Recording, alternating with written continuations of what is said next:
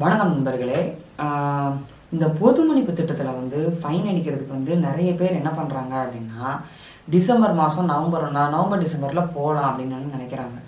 November டிசம்பருங்கிறது கடைசி காலம், அந்த பொது மன்னிப்போட கடைசி காலம். இந்த கடைசி காலத்தில் நீங்கள் ஃபைன் அடிக்க போகணுன்னா முன்னாடியே அப்பாயின்மெண்ட் போட்டு எல்லாமே எடுத்து வச்சுக்கணும்.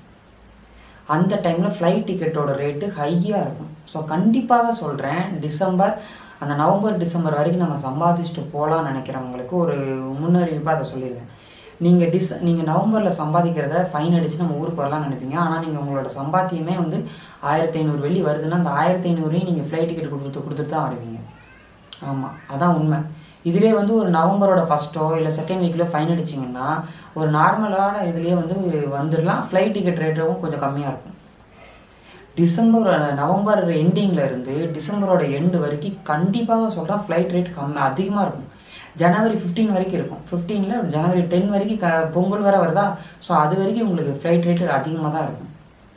ஸோ ரொம்ப கேர்ஃபுல்லாக சொல்கிறேன், முன்னாடியே நீங்கள் அப்பாயின்மெண்ட் போட்டு முன்னாடியே டிக்கெட்லாம் புக் பண்ணிக்கோங்க.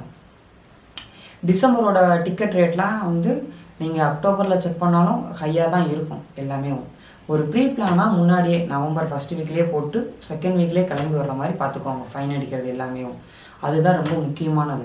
கடைசி நேரத்தில் போய் மாட்டிக்கிட்டு முழிச்சுக்கிட்டு நிறைய பேர் இருக்காதுங்க. இன்னொரு விஷயம் என்னென்னு பார்த்தீங்கன்னா, ஒயிட் பாஸ்போர்ட் நல்லா கேட்டுக்கோங்க. ஒயிட் பாஸ்போர்ட் நான் நவம்பரில் எடுத்து டிசம்பரில் ஃபைன் அடித்து நான் போகலாமா? அதெல்லாம் முடியவே முடியாது. ஏன்னா கூட்டம் அப்போ எக்கச்சக்கம் இருக்கும். அதை நல்லா தெரிஞ்சுக்கோங்க.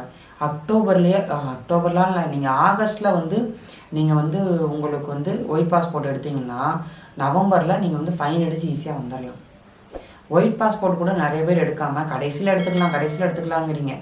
இந்த மார்ச் மாதம் பொது மன்னிப்பு அறிவிச்சப்போ பிஎல்எஸில் எத்தனை பேர் ஒயிட் பாஸ்போர்ட் அப்ளை பண்ணால் லைனில் நின்னாங்கன்னு அங்கே இருக்கிற கேட்டு பாருங்கள் முதல்ல பசங்கக்கிட்ட. அத்தனை பேர் லைனில் நின்னாங்க, அவ்வளோ கூட்டம்.